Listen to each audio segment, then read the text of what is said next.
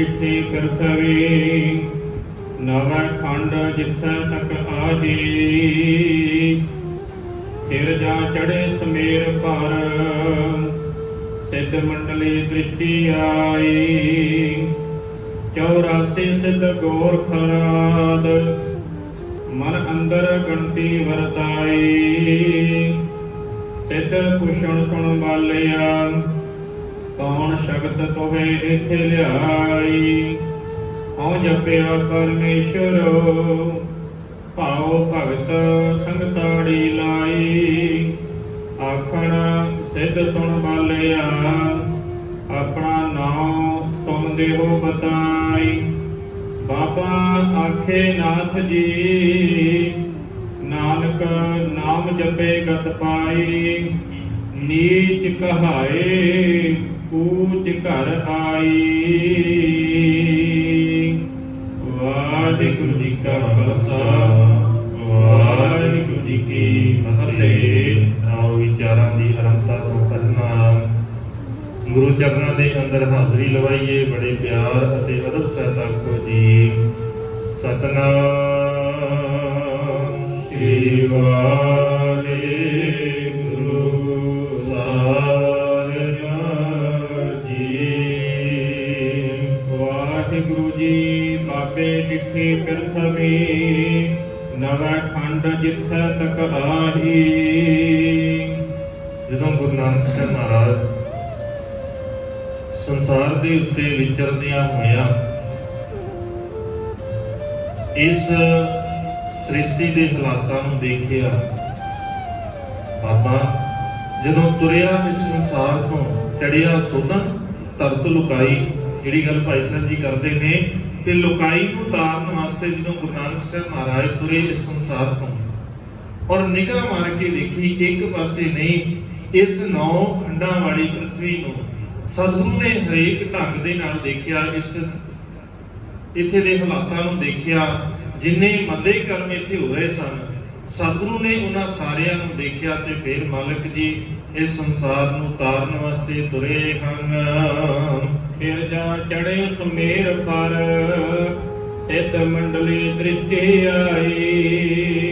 सतगुरु जी फिर मालक ने सारियां तो पहला जिहड़ा कर्म कीता ਉਹ ਸੀ ਹਿੰਦੂ ਧਾਰਮਿਕ ਸਥਾਨਾਂ ਵਾਲੇ ਪਾਸੇ ਨੂੰ ਉਧਰ ਨੂੰ ਸਤਿਗੁਰਾਂ ਨੇ ਭਰਮਣ ਪਹਿਲੀ ਉਦਾਸੀ ਸ਼ੁਰੂ ਕੀਤੀ ਔਰ ਪਹਿਲੀ ਉਦਾਸੀ ਦੇ ਵਿੱਚ ਸਾਰਿਆਂ ਤੋਂ ਪਹਿਲਾਂ ਸਮੇਰ ਪਰਬਤ ਜਿੱਥੇ ਮੰਨਿਆ ਜਾਂਦਾ ਹੈ ਕਿ ਬੜਾ ਉੱਚਾ ਹੈ ਆਮ ਲੋਕਾਈ ਦੀ ਪਹੁੰਚ ਤੋਂ ਦੂਰ ਹੈ ਸਿੱਧ ਪੁਰਸ਼ ਹੀ ਉੱਥੇ ਪਹੁੰਚ ਸਕਦੇ ਨੇ ਸਤਿਗੁਰੂ ਉਸ ਪਾਸੇ ਨੂੰ ਤੁਰੇ ਹਨ।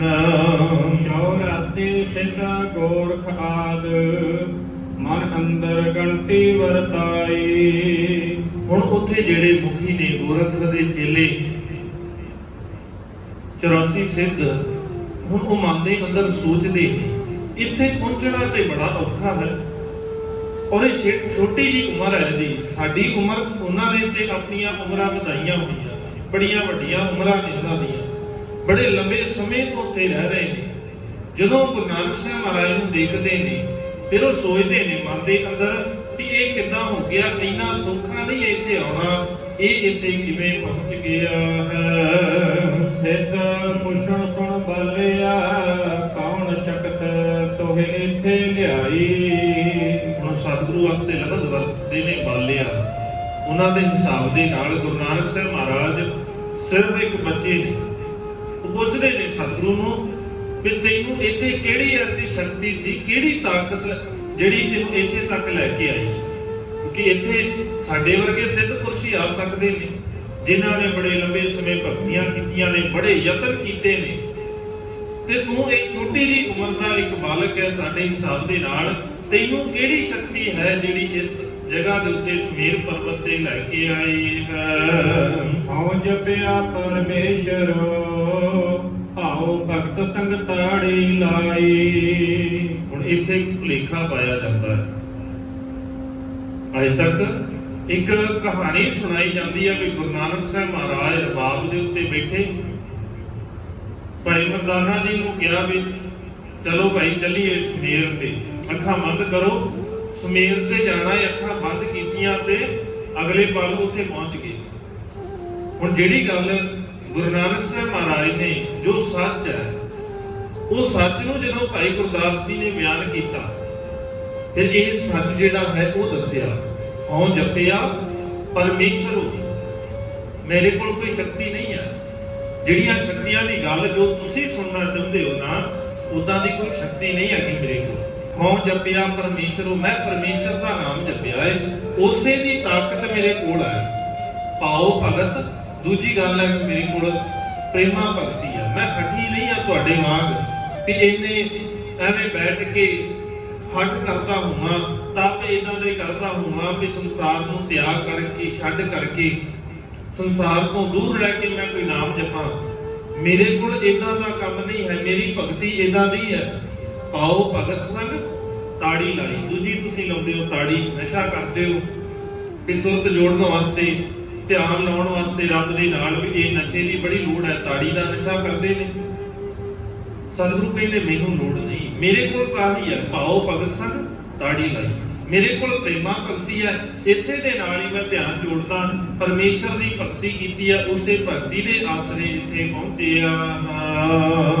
ਆਖਣ ਸਿੱਧ ਸੁਣ ਬਾਲਿਆ, ਆਪਣਾ ਨਾਮ ਤੁਮ ਦੇਹੋ ਬਤਾਈ। ਉਹ ਪੁੱਛਣ ਲੱਗੇ ਵੀ ਚਲੋ ਇਹ ਤੇ ਗੱਲ ਠੀਕ ਹੈ ਵੀ ਤੁਸੀਂ ਰੱਬ ਦੀ ਭਗਤੀ ਕੀਤੀ ਹੈ, ਪ੍ਰੇਮਾ ਭਗਤੀ ਕੀਤੀ, ਤਾਂ ਇੱਥੇ ਪਹੁੰਚੇ ਹੋ। ਹੁਣ ਸਾਨੂੰ ਆਪਣਾ ਨਾਮ ਦੱਸੋ ਵੀ ਤੁਹਾਡਾ ਨਾਮ ਕੀ ਹੈ। ਬਾਬਾ ਆਖੇ ਨਾਥ ਜੀ, ਨਾਨਕ ਨਾਮ ਜਪੇ ਗਤ ਪਾਈ। ਸਤਿਗੁਰੂ ਕਹਿਣ ਲੱਗੇ, ਹੇ ਨਾਥ, ਹੇ ਜੋਗੀ, ਮੇਰਾ ਨਾਮ ਨਾਨਕ ਹੈ, ਨਾਮ ਜਪੇ ਗਤ ਪਾਈ। ਮੈਂ ਨਾਮ ਜਪ ਕੇ ਉਸ ਅਕਾਲ ਪੁਰਖ ਵਾਹਿਗੁਰੂ ਦਾ ਗਤ ਪ੍ਰਾਪਤ ਕਰ ਲਈ। ਮੈਂ ਉਹ ਜਿਹੜੀ ਵਿਕਾਰਾਂ ਤੋਂ ਮੁਕਤੀ ਵਾਲੀ ਗੱਲ ਹੈ ਨਾ, ਜਿਹੜੀ ਤੁਸੀਂ ਇੱਥੇ ਆ ਕੇ ਕੰਧਰਾਂ 'ਚ ਲੱਭਦੇ ਪਏ ਹੋ, ਸੁਮੇਰ ਪਰਬਤ ਤੇ ਬੈਠ ਕੇ ਅੰਦਰ ਨੂੰ ਟਿਕਾਉਣ ਦੀ ਗੱਲ ਕਰਦੇ ਹੋ, ਉਹ ਮੈਂ ਉੱਥੇ ਸੰਸਾਰ ਦੇ ਅੰਦਰ ਰਹਿੰਦਿਆਂ ਹੋਇਆਂ, ਗ੍ਰਸਥ ਦੇ ਵਿੱਚ ਰਹਿੰਦਿਆਂ ਹੋਇਆਂ ਪ੍ਰਾਪਤ ਕਰ ਲਈ। ਕਿ ਮੇਰਾ ਢੰਗ ਬੜਾ ਸੌਖਾ ਵਾਲਾ ਹੈ, ਭਾਉ ਭਗਤ ਵਾਲਾ ਕੰਮ ਹੈ। ਜਿਹੜਾ ਭਾਉ ਭਗਤੀ ਕਰੇਗਾ, ਪ੍ਰੇਮਾ ਭਗਤੀ ਕਰੇਗਾ, ਸੌਖਿਆ ਰੱਬ ਦੇ ਨਾਲ ਸਾਂਝ ਬਣ ਜਾਏਗੀ।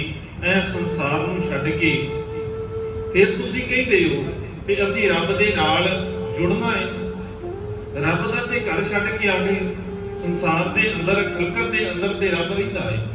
ਉਸੇ ਖਲਕਤ ਦੀ ਭਲਾਈ ਨੂੰ ਛੱਡ ਕੇ, ਉਹਨਾਂ ਲੋਕਾਂ ਨੂੰ ਸਿੱਧੇ ਰਾਹੇ ਪਾਉਣ ਨੂੰ ਛੱਡ ਕੇ ਤੁਸੀਂ ਆਪ ਇੱਥੇ ਆ ਕੇ ਬੈਠੇ ਹੋ। ਨੀਚ ਕਹਾਏ ਪੂਜ ਘਰ ਆਈ। ਅਸਲ ਚ ਸਤਿਗੁਰੂ ਦਾ ਇਹ ਸਿਧਾਂਤ ਸੀ।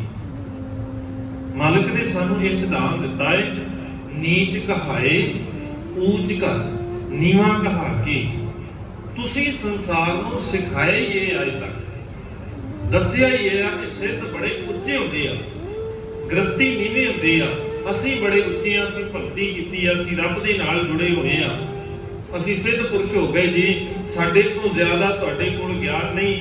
ਅਸੀਂ ਜੋ ਕਵਾਂਗੇ ਉਸ ਅਸੀਂ ਆਪ ਨਹੀਂ ਕਹਿੰਦੇ, ਰੱਬ ਨੇ ਸਾਨੂੰ ਦੱਸਿਆ ਹੋਇਆ। ਕਿਉਂਕਿ ਸਾਡੀ ਰੱਬ ਨਾਲ ਇੱਕ ਗੱਲ ਹੈ, ਤੁਸੀਂ ਹਮੇਸ਼ਾ ਉੱਚੀ ਹੋਣ ਦੇ ਦਾਅਵੇ ਕਰਦੇ ਹੋ ਵੀ ਅਸੀਂ ਉੱਚੇ ਹਾਂ, ਪਰ ਮਾਲਕ ਕਹਿੰਦੇ ਮੇਰਾ ਸਿਧਾਂਤ ਇਹ ਨਹੀਂ ਹੈ। ਮੇਰਾ ਸਿਧਾਂਤ ਇਹ ਹੈ ਵੀ ਤੁਸੀਂ ਦੂਜਿਆਂ ਨੂੰ ਨੀਵੇਂ ਕਹਿੰਦੇ ਹੋ ਨਾ, ਮੈਂ ਆਪਣੇ ਆਪ ਨੂੰ ਨੀਵਾਂ ਕਹਿੰਦਾ। ਨਾਨਕ ਨੀਚ ਕਹਿ ਵਿਚਾਰ, ਮੈਂ ਤਾਂ ਆਪਣੇ ਆਪ ਨੂੰ ਨੀਵੇਂ ਹੋਣ ਦੀ ਗੱਲ ਦੱਸਦਾ ਵੀ ਮੈਂ ਨੀਵਾਂ ਹਾਂ, ਮੈਂ ਸਾਰਿਆਂ ਤੋਂ ਨੀਵਾਂ। ਔਰ ਜਿਸ ਦਿਨ ਮੈਂ ਆਪਣੇ ਆਪ ਨੂੰ ਨੀਵਾਂ ਮੰਨ ਲਿਆ, ਇੱਕ ਹੋਰ ਗੱਲ ਮੈਂ ਨਾਲ ਬੇਨਤੀ ਕਰ ਦੇਵਾਂ। ਸਤਿਗੁਰੂ ਨੇ ਸਾਨੂੰ ਸਮਝਾਇਆ ਸੀ, ਸਤਿਗੁਰ ਬਾਝੂ ਹੋਰ ਕੱਚੀ ਹੈ ਬਾਣੀ, ਬਾਣੀ ਤਾਂ ਕੱਚੀ, ਸਤਿਗੁਰ ਬਾਝੂ ਹੋਰ ਕੱਚੀ ਬਾਣੀ। ਕਹਿੰਦੇ ਕੱਚੇ, ਸੁਣਦੇ ਕੱਚੇ, ਕੱਚੀ ਆਖ ਵਖਾਣੀ। ਖਿਆਲ ਕਰਿਆ ਕਰੀਏ ਜਦੋਂ ਬਾਣੀ ਪੜ੍ਹਦੇ ਆ, ਧਿਆਨ ਰੱਖਿਆ ਕਰੀਏ ਵੀ ਪੜ੍ਹ ਕੀ ਰਹੇ ਆ ਤੇ ਸੁਣਿਆ ਕੀ ਹੈ। ਇੱਕ ਤੁਕ ਨਾ ਆਮ ਸੁਣੀ ਜਾਂਦੀ ਹੈ, ਆਮ ਚੱਲਦੀ ਹੈ ਸਾਡੇ ਘਰਾਂ ਦੇ ਅੰਦਰ, ਪਰਿਵਾਰ ਆਮ ਬੋਲ ਚੱਲਦੀ। ਜਦੋਂ ਕੋਈ ਗੱਲ ਕਰ ਰਿਹਾ ਹੁੰਦਾ ਨਾ, ਆਮ ਹੀ ਨੀਵੇਂ ਹੋਣ ਦੇ ਵਾਸਤੇ ਲਾਈਨ ਵਰਤੀ ਜਾਂਦੀ ਹੈ। ਨਾਨਕ ਨੀਵਾਂ ਜੋ ਚੱਲੈ ਲੱਗੈ ਨਾ ਤਤੀ ਵਾਓ। ਸੁਣਿਆ, ਗੁਰਬਾਣੀ ਦੀ ਪੰਕਤੀ ਨਹੀਂ ਹੈ, ਗੁਰਬਾਣੀ ਦੇ ਅੰਦਰ ਨਹੀਂ ਹੈਗੀ ਇਹ, ਬਸ ਕੱਚੀ ਹੈ, ਕਿਸੇ ਨੇ ਜੋੜੀ ਹੋਈ ਹੈ। ਹਾਂ, ਨੀਵੇਂ ਹੋਣ ਦਾ ਸਿਧਾਂਤ ਜ਼ਰੂਰ ਹੈ ਗੁਰਬਾਣੀ ਦਾ, ਪਰ ਇਹ ਗੁਰਬਾਣੀ ਦੀ ਤੁਕ ਨਹੀਂ ਹੈ, ਇਹ ਸਿਰਫ ਜੋੜੀ ਹੋਈ ਹੈ। ਇਸ ਕਰਕੇ ਬਾਣੀ ਪੜ੍ਹਨ ਲੱਗਿਆ ਤਾਂ ਹੀ ਤਾਂ ਸਤਿਗੁਰੂ ਬਾਰ-ਬਾਰ ਕਹਿੰਦੇ ਨੇ ਸਾਵਧਾਨ ਹੋ। ਰੱਬ ਜੀ ਦੀ ਬਾਣੀ ਪੜ੍ਹਨ ਲੱਗਿਆ ਸਾਵਧਾਨ ਇਕਾਗਰ ਚੀਤ, ਸਾਵਧਾਨ ਹੋ ਕੇ ਸੁਰਤ ਨੂੰ ਇਕਾਗਰ ਕਰਕੇ ਐ ਟਿਕ ਕੇ ਪੜ੍ਹ ਬਾਣੀ, ਦੌੜਿਆ ਨਾ ਕਰ। ਸਾਡੇ ਅੰਦਰ ਇਹੀ ਦਿੱਕਤ ਹੈ, ਅਸੀਂ ਬਾਣੀ ਪੜ੍ਹਨ ਲੱਗਿਆ ਦੌੜਦੇ ਆ। ਇੰਨਾ ਕਰਨਾ ਹੈ ਜੀ, ਇੰਨੇ ਦਿਨਾਂ 'ਚ ਭੋਗ ਪਾਉਣਾ ਹੈ ਜੀ, ਇਹ ਆ ਦੌੜ। ਜੇ ਇਹ ਦੌੜ ਨਾ ਹੁੰਦੀ, ਸਾਡੇ ਅੰਦਰ ਇੰਨੇ ਭੁਲੇਖੇ ਨਾ ਪਾਏ ਜਾਂਦੇ। ਹੋਰ ਵੀ ਬੜੇ ਨੇਕ ਨਹੀਂ ਆ ਏਦਾਂ ਦੇ, ਨਾਮ ਕੁਮਾਰੀ ਨਾਨਕਾ ਚੜੀ ਰਹਿ ਦਿਨ ਰਾਤ, ਗੁਰਬਾਣੀ ਦੀ ਤੁਕ ਨਹੀਂ ਹੈਗੀ। ਇਦਾਂ ਦੀਆਂ ਬਹੁਤ ਨੇ ਜਿਹੜੀਆਂ ਕੱਚੀਆਂ ਨੇ। ਹਾਂ, ਸਤਿਗੁਰੂ ਨੇ ਸਿਖਾਇਆ ਸਾਨੂੰ ਨਾਮ ਦੀ ਕੁਮਾਰੀ ਹੋਣੀ ਚਾਹੀਦੀ ਹੈ, ਮਾਲਕ ਨੇ ਬਖਸ਼ਿਸ਼ ਕੀਤੀ ਹੈ ਬਾਣੀ ਦੇ ਅੰਦਰ, ਪਰ ਇਦਾਂ ਦੀ ਨਹੀਂ ਤੇ ਕੱਚੀ ਬਾਣੀ ਦੇ ਨਾਲ ਨਹੀਂ। ਅਸੀਂ ਕੱਚੇ ਦੇ ਨਾਲ ਜੁੜਦੇ ਹਾਂ। ਸਤਿਗੁਰੂ ਨੇ ਬਾਰ-ਬਾਰ ਸਮਝਾਇਆ ਸੀ, ਕੱਚਿਆਂ ਦਾ ਸਾਥ ਛੱਡ ਕੇ ਪੱਕੇ ਦੇ ਨਾਲ ਜੁੜ। ਜਿਸ ਦਿਨ ਪੱਕੇ ਦੇ ਨਾਲ ਜੁੜ ਜਾਏਗਾ, ਤੇਰਾ ਮਨ ਪੱਕਾ ਹੋ ਜਾਏਗਾ। ਕੱਚੇ ਪ੍ਰਵਾਨ ਨਹੀਂ ਹੁੰਦੇ, ਕੱਚਾ ਨਹੀਂ ਪ੍ਰਵਾਨ ਇੱਥੇ ਕੁਝ ਵੀ। ਇੱਥੇ ਕੱਚਾ ਰੰਗ ਕਸੁੰਭਕਾ ਥੋੜੜਿਆ ਦਿਨ ਚਾਰ ਜੀਓ। ਇੱਥੇ ਕੱਚੇ ਦੀ ਤੇ ਇਹੀ ਹਾਲਤ ਹੈ, ਕੱਚਾ ਬਹੁਤੇ ਦਿਨ ਨਹੀਂ ਰਹਿੰਦਾ। ਕੱਚਿਆਂ ਦੀਆਂ ਗੱਲਾਂ ਬਹੁਤੇ ਦਿਨ ਨਹੀਂ। ਗੱਲ ਕਰਨੀ ਹੈ, ਜੁੜਨਾ ਹੈ ਤੇ ਪੱਕੇ ਦੇ ਨਾਲ ਜੁੜੀਏ। ਧੰਨ ਗੁਰੂ ਗ੍ਰੰਥ ਸਾਹਿਬ ਮਹਾਰਾਜ ਦੀ ਪਾਵਨ ਬਾਣੀ ਨੂੰ ਬੜੇ ਖਿਆਲ ਦੇ ਨਾਲ ਪੜ੍ਹਿਆ ਕਰੀਏ। ਜਦੋਂ ਪੜ੍ਹਨ ਲੱਗੀਏ ਨਾ, ਐ ਪੜ੍ਹਿਆ ਕਰੀਏ ਕਿ ਸਤਿਗੁਰੂ ਦੇ ਨਾਲ ਗੱਲਾਂ ਕਰਦੇ ਹਾਂ। ਐ ਨਾ ਪੜ੍ਹੀਏ ਕਿ ਨਿਬੇੜਨਾ ਹੈ। ਅਸੀਂ ਬਹੁਤੀ ਵਾਰ ਨਿਬੇੜਦੇ ਹਾਂ, ਮਾਫ ਕਰਨਾ, ਅਸੀਂ ਨਿਬੇੜਦੇ ਹਾਂ। ਰਹਿਰਾਸ ਦਾ ਪਾਠ ਕਰਨਾ ਹੈ, ਇੰਨੇ ਟਾਈਮ 'ਚ ਨਿਬੇੜ ਦੇਣਾ, ਛੇਤੀ ਛੇਤੀ ਛੇਤੀ ਹੋ ਜਾਏ। ਜਿੰਨੀ ਜ਼ਿਆਦਾ ਛੇਤੀ ਹੋ ਜਾਏ ਉਨੀ ਛੇਤੀ ਕਰਦੇ ਹਾਂ। ਜਪਜੀ ਸਾਹਿਬ ਦਾ ਪਾਠ ਕਰਨਾ ਹੈ, ਜਿੰਨੀ ਛੇਤੀ ਹੋ ਜਾਏ ਉਨੀ ਛੇਤੀ ਕਰਦੇ ਹਾਂ। ਇੱਥੇ ਦਾਅਵੇ ਵੀ ਕਰਦੇ ਨੇ, ਅਸੀਂ ਇੰਨੇ ਟਾਈਮ 'ਚ ਇੰਨੇ ਪਾਠ ਕਰ ਦਿੰਦੇ ਹਾਂ। ਭਲਿਆ ਜੀਵਨ 'ਚ ਕੀ ਆਇਆ ਜੀ? ਅਸੀਂ ਅੱਧੇ ਘੰਟੇ ਸੁਖਮਨੀ ਸਾਹਿਬ ਦਾ ਪਾਠ ਕਰ ਦਿੰਦੇ ਹਾਂ। ਕਿੱਥੇ ਲਿਖਿਆ ਵੀ ਅੱਧੇ ਘੰਟੇ 'ਚ ਕਰਨਾ? ਕਿੱਦਾਂ ਕਰ ਦਿੰਦੇ ਅੱਧੇ ਘੰਟੇ 'ਚ? ਕੀ ਕੀਤਾ ਫਿਰ? ਅੱਧੇ ਘੰਟੇ ਸੁਖਮਨੀ ਸਾਹਿਬ ਦਾ ਪਾਠ ਕੀਤਾ, ਆਪਣੇ ਆਪ ਨੂੰ ਨਹੀਂ ਸੁਣ ਸਕਦਾ, ਦੂਜੇ ਨੂੰ ਤੇ ਕੀ ਸੁਣਨਾ? ਆਪਣੇ ਆਪ ਨੂੰ ਨਹੀਂ ਸੁਣਦਾ। ਅੱਧੇ ਘੰਟੇ 'ਚ ਕੀਤਾ ਹੋਇਆ ਸੁਖਮਨੀ ਸਾਹਿਬ ਦਾ ਪਾਠ ਜੇ ਢੰਗ ਨਾ ਕਰਾਂਗੇ ਤੇ ਕਿੰਨਾ ਵੀ ਘੱਟ ਟਾਈਮ ਲੱਗੇ, ਕਿੰਨਾ ਵੀ ਘੱਟ ਟਾਈਮ ਲੱਗੇਗਾ ਤੇ ਸਵਾ ਘੰਟਾ, ਡੇਢ ਘੰਟਾ। ਛੇਤੀ ਬਹੁਤ ਤੇਜ਼ ਕਰਾਂਗੇ ਫਿਰ ਵੀ, ਤੇ ਜਿਹੜਾ ਅੱਧੇ ਘੰਟੇ 'ਚ ਕਰ ਗਿਆ ਤੇ ਫਿਰ ਉਹ ਬੱਧਾ ਚੱਟੀ ਜੋ ਭਰਾ ਨਾ ਗੁਣ ਨਾ ਉਤਾ, ਉਹ ਬੱਧਾ ਚੱਟੀ ਆ, ਉਹ ਕਿਸੇ ਲੇਖੇ ਨਹੀਂ ਆ। ਬਾਣੀ ਪੜ੍ਹਨ ਲੱਗਿਆ ਸਤਿਗੁਰੂ ਦਾ ਇੱਕ ਬਚਨ ਹੁੰਦਾ ਹੈ, ਗੁਰਬਾਣੀ ਦਾ ਨਹੀਂ ਹੈ। ਇਤਿਹਾਸਕ ਸਰੋਤਾਂ ਦੇ ਵਿੱਚ ਸਤਿਗੁਰੂ ਦੀ ਉਸ ਗੱਲ ਨੂੰ ਕਵਿਤਾ ਰੂਪ ਦੇ ਵਿੱਚ ਲਿਖਿਆ ਹੋਇਆ ਹੈ। ਮਤਲਬ ਕਿਤੇ ਜਿਨ ਭੈ ਅਦਬ ਨਾ ਬਾਣੀ ਧਾਰਾ, ਜਾਣੋ ਸੋ ਸਿੱਖ ਨਾਹੀ ਹਮਾਰਾ। ਜਿਹਨੇ ਅਦਬ ਨਹੀਂ ਨਾ ਕੀਤਾ, ਜਿਹਨੇ ਸਤਿਕਾਰ ਨਹੀਂ ਕੀਤਾ ਬਾਣੀ ਦਾ, ਧੰਨ ਗੁਰੂ ਹਰਿਰਾਏ ਸਾਹਿਬ ਮਹਾਰਾਜ ਕਹਿੰਦੇ ਵੀ ਉਹ ਮੇਰਾ ਸਿੱਖ ਹੀ ਨਹੀਂ ਹੋ ਸਕਦਾ। ਹੁਣ ਅਦਬ ਕੀ ਹੈ, ਸਤਿਕਾਰ ਕੀ ਹੁੰਦਾ? ਇਹ ਵੀ ਤੇ ਦੇਖੀਏ ਨਾ, ਸਤਿਕਾਰ ਹੈ ਕਿ ਅਸਲ ਦੇ ਵਿੱਚ ਕਿ ਆਪਣੇ ਪਿਤਾ ਦੇ, ਮਾਤਾ ਦੇ ਪੈਰਾਂ ਨੂੰ ਹੱਥ ਲਾ ਦੇਣਾ ਇਕੱਲਾ ਸਤਿਕਾਰ ਹੈ? ਇਹ ਬਾਰੇ ਸਤਿਕਾਰ ਹੈ, ਜ਼ਰੂਰੀ ਹੈ, ਪਰ ਇਹ ਸਿਰਫ ਇੰਨੇ ਨਾਲ ਕੰਮ ਨਹੀਂ ਚੱਲਣਾ। ਕੰਮ ਤਾਂ ਚੱਲੇਗਾ ਜੇ ਉਹਨਾਂ ਦੀ ਗੱਲ ਕਰਾਂਗੇ, ਉਹਨਾਂ ਦੀ ਗੱਲ ਮੰਨਾਂਗੇ, ਉਹਨਾਂ ਦੇ ਬਾਕੀ ਸਹੂਲਤਾਂ ਜਿਹੜੀਆਂ ਉਹਨਾਂ ਨੂੰ ਚਾਹੀਦੀਆਂ ਨੇ ਉਹਨਾਂ ਦੀ ਗੱਲ ਵੀ ਕਰਾਂਗੇ। ਇਹ ਵੀ ਸਤਿਕਾਰ ਦਾ ਇੱਕ ਪੱਖ ਹੈ ਨਾ। ਜ਼ਰੂਰੀ ਇਹ ਆ ਜਿਹੜਾ ਗੱਲ ਮੰਨਣ ਵਾਲੀ ਆ, ਗੱਲ ਮੰਨਦੇ ਨਹੀਂ, ਪੈਰੀ ਹੱਥ ਜਿੰਨਾ ਮਰਜ਼ੀ ਲਾਈ ਜਾਓ, ਕੋਈ ਬਹੁਤਾ ਫਰਕ ਨਹੀਂ ਪੈਂਦਾ। ਸੇਵਕ ਸਿੱਖ ਪੂਜਣ ਸਭ ਆਵੈ, ਸਭ ਗਾਵੈ ਹਰ ਹਰ ਉਤਮ ਬਾਣੀ ਗਾਵਿਆ ਸੁਣਿਆ, ਤਿਨ ਕਾ ਹਰ ਖਾਏ ਪਾਵੈ, ਜਿਨ ਸਤਿਗੁਰ ਕੀ ਆਗਿਆ ਸਤ ਕਰ। ਜਿਹਨੇ ਸਤ ਕਰਕੇ ਮੰਨੀ ਆ, ਜਿਹਨੇ ਗੁਜਰਾਂ ਕੀਤੀਆਂ ਨੇ, ਸਤਿਗੁਰੂ ਕਹਿੰਦੇ ਵੀ ਸਲਾਮ ਜਵਾਬ ਦੋਵੇਂ ਕਰੇ, ਮੁੰਡੋ ਕੁੱਥਾ ਜਾਏ। ਅਸਲ ਸਿਧਾਂਤ ਹੈ ਨੀਵੇਂ ਹੋਣ ਦਾ। ਅੱਜ ਅਸੀਂ ਦਾਅਵੇ ਕਰਦੇ ਹਾਂ, ਅਸੀਂ ਉੱਚੇ ਹਾਂ। ਮੈਂ ਅਕਸਰ ਬੇਨਤੀ ਕਰਦਾ, ਜਦੋਂ ਤੱਕ ਸਾਡੇ ਅੰਦਰ ਇਕਸਾਰਤਾ, ਬਰਾਬਰਤਾ ਦੀ ਗੱਲ ਨਹੀਂ ਨਾ ਆਏਗੀ, ਜਦੋਂ ਤੱਕ ਇਹ ਨਹੀਂ ਮੰਨਣ ਲੱਗ ਜਾਵਾਂਗੇ ਕਿ ਅਸੀਂ ਧੰਨ ਗੁਰੂ ਗ੍ਰੰਥ ਸਾਹਿਬ ਮਹਾਰਾਜ ਦੇ ਸਿੱਖ ਹਾਂ, ਜਦੋਂ ਤੱਕ ਇਹ ਗੱਲ ਨਾ ਮੰਨਾਂਗੇ, ਕਹਿਣਾ ਨਹੀਂ ਆ, ਇੱਕ ਹੈ ਕਹਿਣਾ, ਇੱਕ ਹੈ ਮੰਨਣਾ। ਜਿਸ ਦਿਨ ਇਹ ਮੰਨਣ ਲੱਗ ਗਏ, ਉੱਚੇ ਦੀ ਗੱਲ ਜਿਹੜੀ ਹੈ ਨਾ ਦਿਮਾਗ ਦੇ ਅੰਦਰ ਉਹ ਨਿਕਲ ਜਾਏਗੀ। ਸਤਿਗੁਰੂ ਕਹਿੰਦੇ ਜ਼ਾਤ ਦਾ ਗਰਭ ਨਾ ਕਰਿਓ ਕੋਈ, ਜ਼ਾਤ ਦਾ ਗਰਭ ਨਾ ਕਰੀ ਕਿਤੇ। ਇੱਥੇ ਜਾਤ ਦੀ ਗਰਮ ਕਰਨ ਵਾਲੇ, ਹੰਕਾਰ ਕਰਨ ਵਾਲੇ, ਭਾਵੇਂ ਜਾਤ ਦਾ ਹੰਕਾਰ ਹੋਵੇ, ਭਾਵੇਂ ਉੱਚੇ ਅਹੁਦਿਆਂ ਦਾ ਹੰਕਾਰ ਹੋਵੇ, ਸਤਿਗੁਰੂ ਕਹਿੰਦੇ ਇੱਥੇ ਬਹੁਤਾ ਸਮਾਂ ਨਹੀਂ ਰਹਿੰਦਾ। ਮਾਲਕ ਦੇ ਪਾਵਨ ਬਚਨ ਜਦੋਂ ਅਸੀਂ ਪੜ੍ਹਦੇ ਹਾਂ, ਸਤਿਗੁਰੂ ਕਹਿੰਦੇ ਕਿੰਨਾ ਉੱਚਾ ਹੋ ਜਾਏਗਾ, ਕਿੰਨਾ ਉੱਚਾ ਹੋ ਸਕਦਾ ਹੈ।